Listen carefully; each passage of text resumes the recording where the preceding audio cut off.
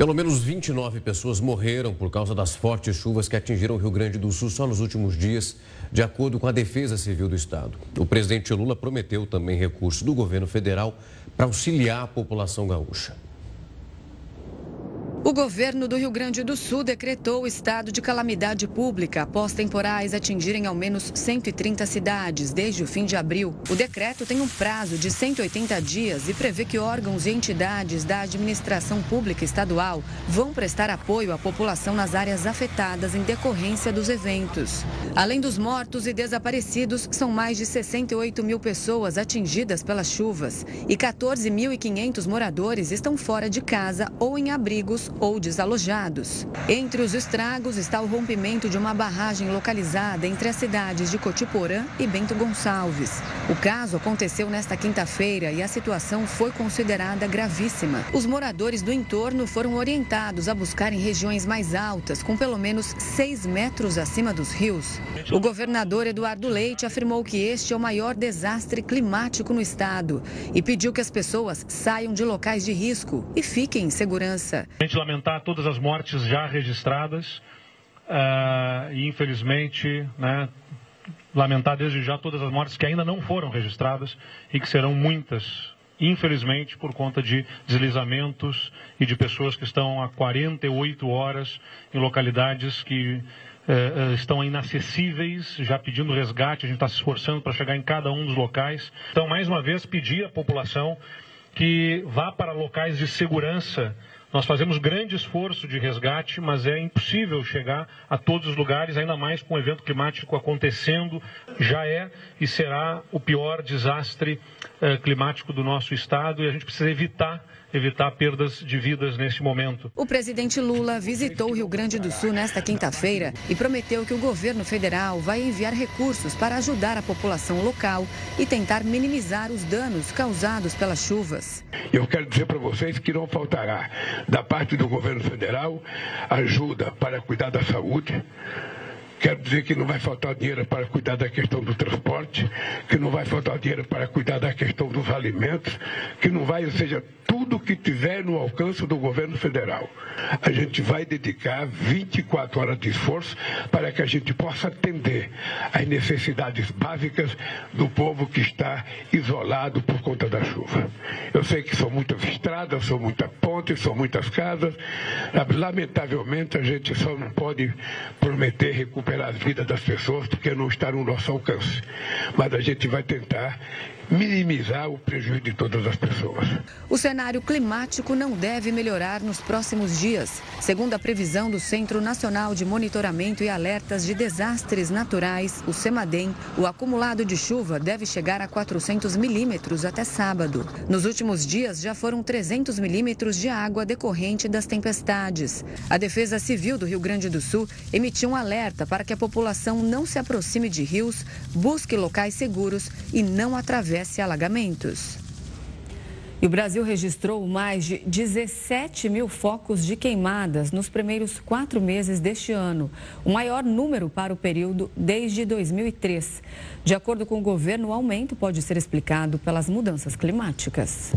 As florestas do país registraram no total 17.182 focos de queimadas nos primeiros 4 meses de 2024, o maior número para o período entre janeiro e abril, desde o ano de 2003, quando 16.988 focos foram registrados. Os dados foram divulgados pelo INPE. Este é o segundo ano consecutivo em que acontece um aumento do índice quando comparado com o mesmo período do ano anterior. Quando olhamos para 2023, houve uma alta de 81% nos focos de queimada no Brasil.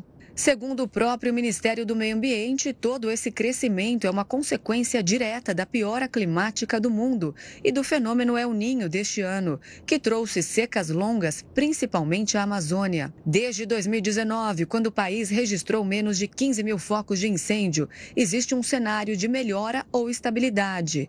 Em 2020, 2021 e 2022, houve quedas consecutivas.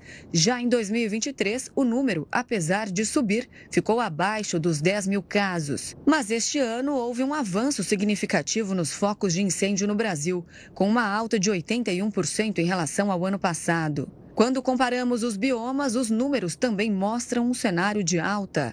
Na Amazônia, por exemplo, com 8.977 focos, o primeiro quadrimestre de 2024 registrou a maior taxa de queimadas desde 2016. Naquele ano, o bioma teve um recorde de 9.315 focos entre janeiro e abril. Já no Cerrado, que vem tendo altos índices de desmatamento desde o ano passado, o primeiro quadrimestre de 2024 registrou a taxa mais alta do bioma de toda a série histórica do INPE, que começou em 1998. Somente de janeiro a abril deste ano, o bioma teve 4.575 focos. No Pantanal, 653 focos foram registrados em 2024. Desde 2020, quando as queimadas devastaram o bioma e mataram milhões de animais, não se viu uma taxa tão alta para esse período.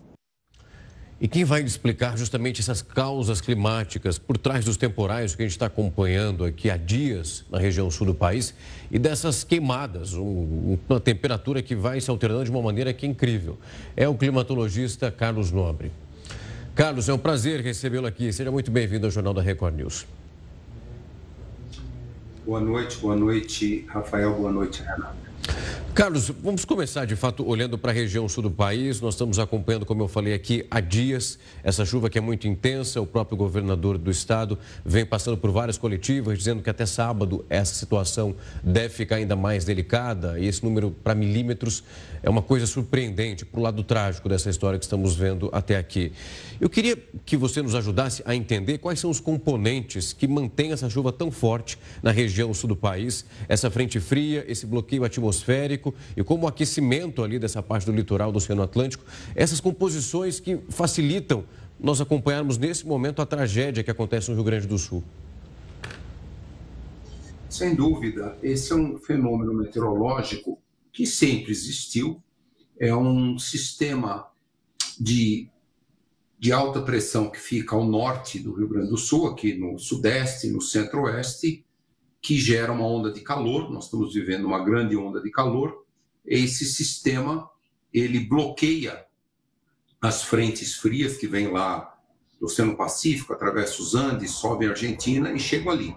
Essas frentes ficam bloqueadas e elas estão bloqueadas, causando um grande volume de chuvas. E é lógico, esse volume de chuvas, ele aumenta muito pelo aquecimento global. Em todo o planeta, com mais aquecimento, os oceanos evaporam muito mais água e alimenta esses sistemas de chuva. Então, é um fenômeno meteorológico que sempre existiu, mas agora, quando acontece, ele cria essa situação de recorde de chuvas lá no sul, no Rio Grande do Sul, e vai subir essa chuva também até Santa Catarina e grande parte do Paraná, e um recorde de ondas de calor ao norte e também de seca. Então, esses são fenômenos meteorológicos que sempre existiram. O aquecimento global faz com que eles quebrem os recordes toda vez que ocorre.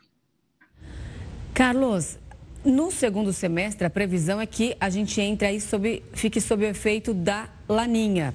E aí a situação seria inversa. Por exemplo, o que a gente está acompanhando agora de muita chuva no sul, viria a seca? Isso pode e vai acontecer? Muito provavelmente vai acontecer, porque sempre o Laninha esteve associado ao oposto do El Niño. Laninha, secas no sul, que é pegando o sul do Brasil, Uruguai, Paraguai, centro-leste da Argentina, e muita chuva na Amazônia. Por exemplo, 2020, 21 e 22, nós tivemos muita chuva na Amazônia. 2021, o recorde de chuvas do registro histórico da Amazônia, e também recordes de seca no sul, especialmente no Rio Grande do Sul.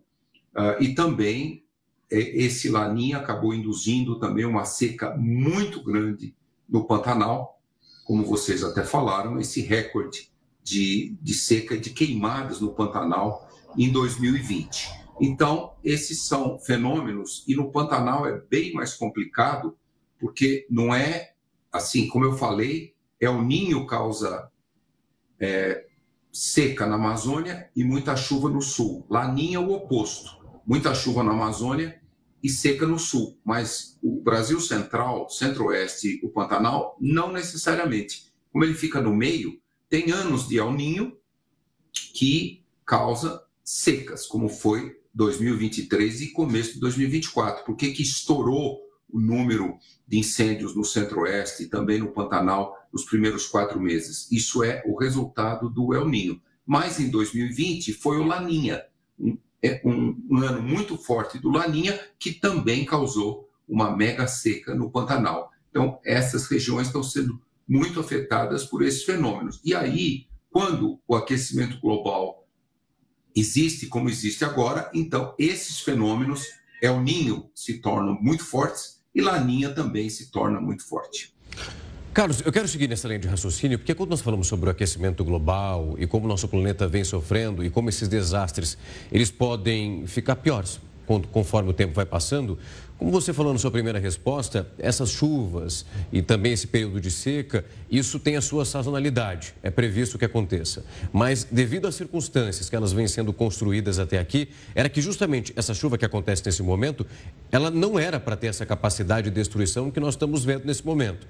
E se a gente já olha para as próximas estações, o que a gente está vendo e nesse caminho que estamos acompanhando até agora, é que no próximo ano, então na próxima temporada, vai ser ainda pior, porque há medidas que são suficientes para sanar que num curto espaço de tempo a gente não veja isso acontecendo assim ou então pior?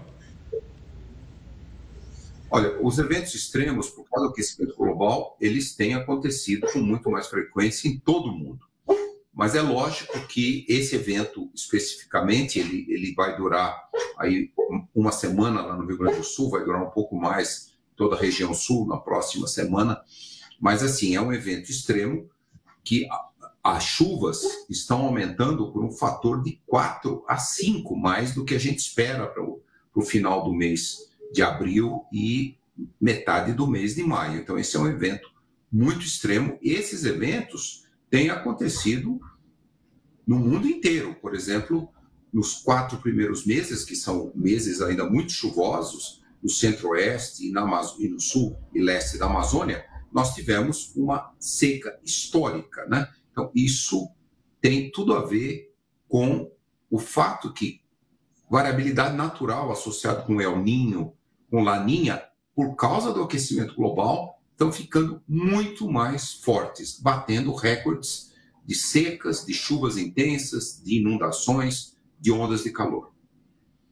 Tá certo, muito bem explicado. Carlos Nobre, climatologista, muito obrigada pela sua entrevista, pela sua participação aqui no Jornal da Record News. Uma boa noite e até uma próxima.